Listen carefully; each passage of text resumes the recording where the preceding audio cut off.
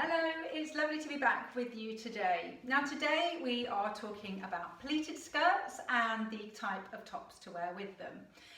I'm going to be talking you through some different kinds of pleated skirts and what to look out for, because I know there's some ladies who go, pleated skirts are just not for me, I cannot make them work. And that's true, they're not going to be for everyone. You might just not like them.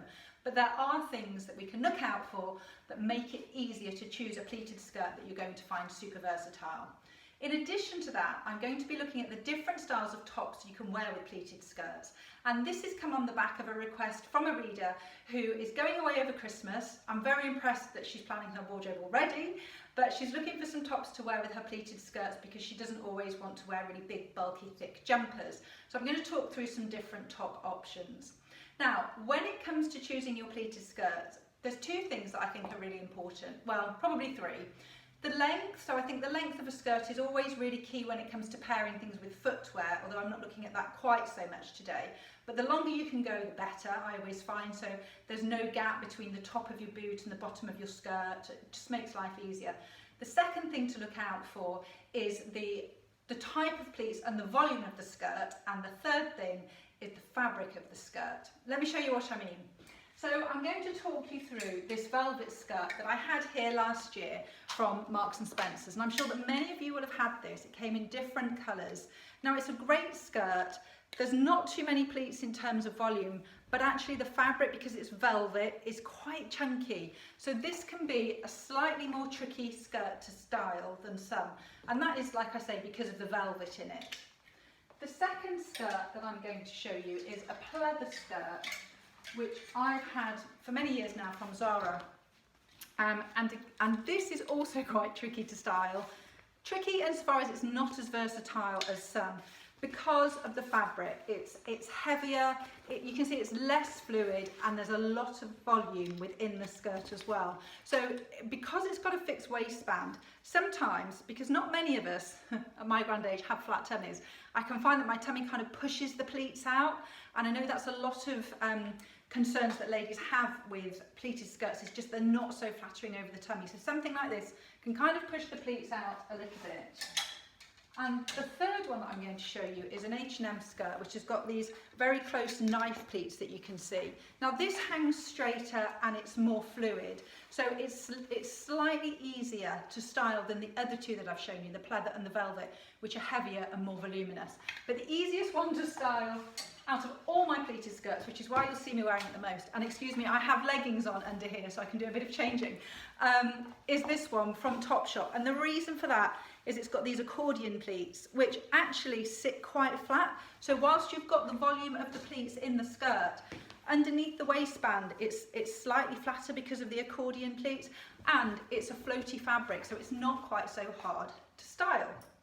So hopefully that might help you when you're out and about and you're picking up pleated skirts and thinking, is this going to work, is this not going to work? I mean, ultimately, try them on, see how you get on with. But accordion pleats, which sit flatter and in a floaty fabric, you might find it easier to get on with.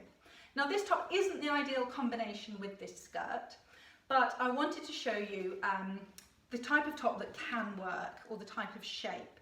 So the lady that approached me or sent a message to me was saying she didn't always like to tuck in. So sometimes it's about finding a top that will just sit neatly on its own over the waistband.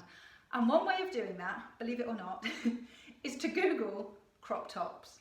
Now that doesn't mean they're up here, but this would count as a crop top just because it's not sort of a hip length top. And what else are they going to call them? What else are the brand's going to call them? So they call them crop tops. This was from Miss Selfridge many, many years ago now.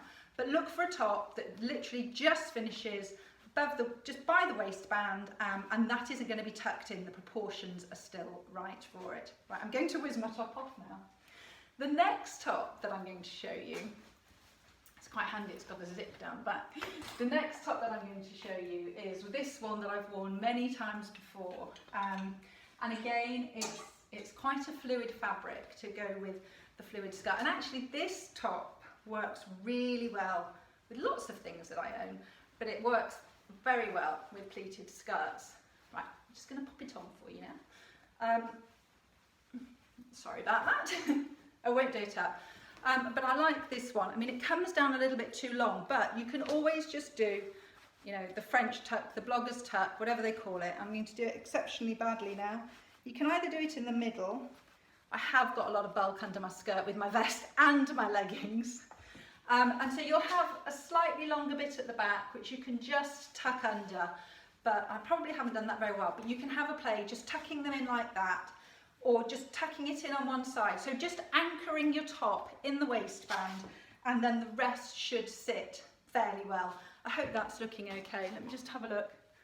Not so great there. Just tuck that under.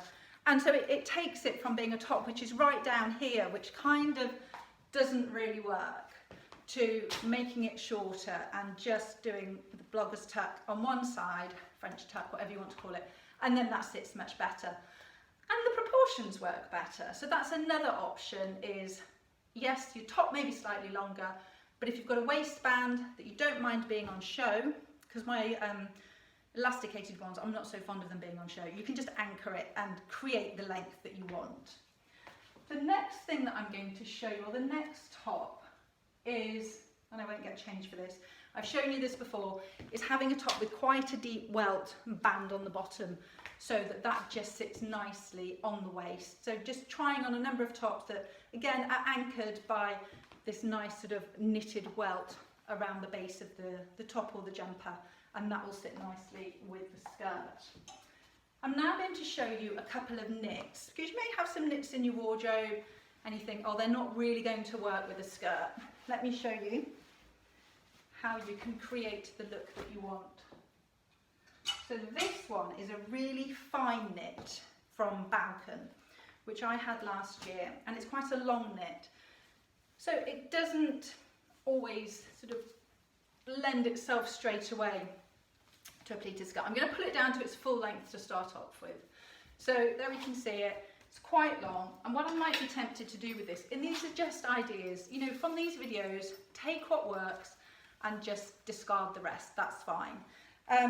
This belt doesn't actually fit me because it needs more holes in it, but that's just, you know, pop it with a belt so that you anchor it in at the waist. It's just a little leopard print belt you can see there.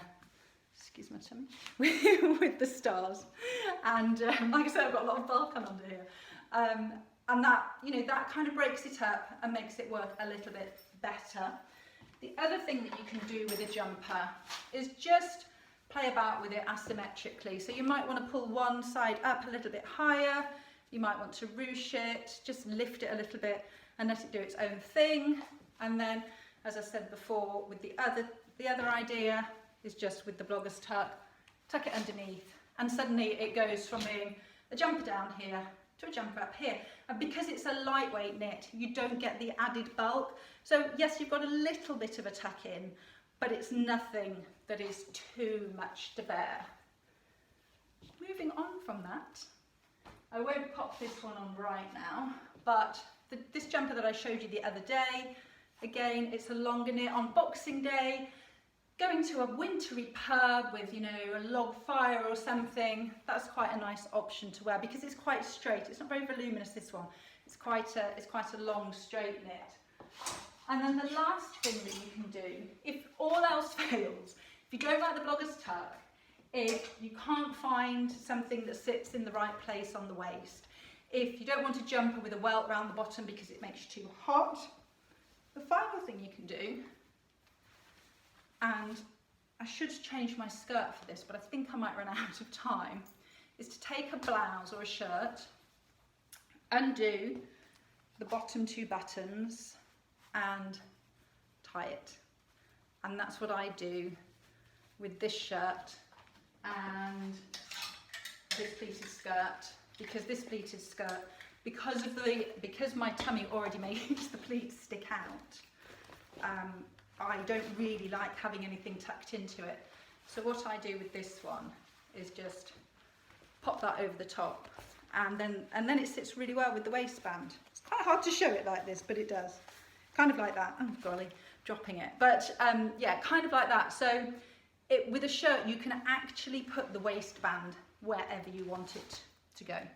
Quick last thing before I get cut off, as an alternative, if you want to cool your pleated skirts up a bit, hoodie, jacket, job done. Bye for now.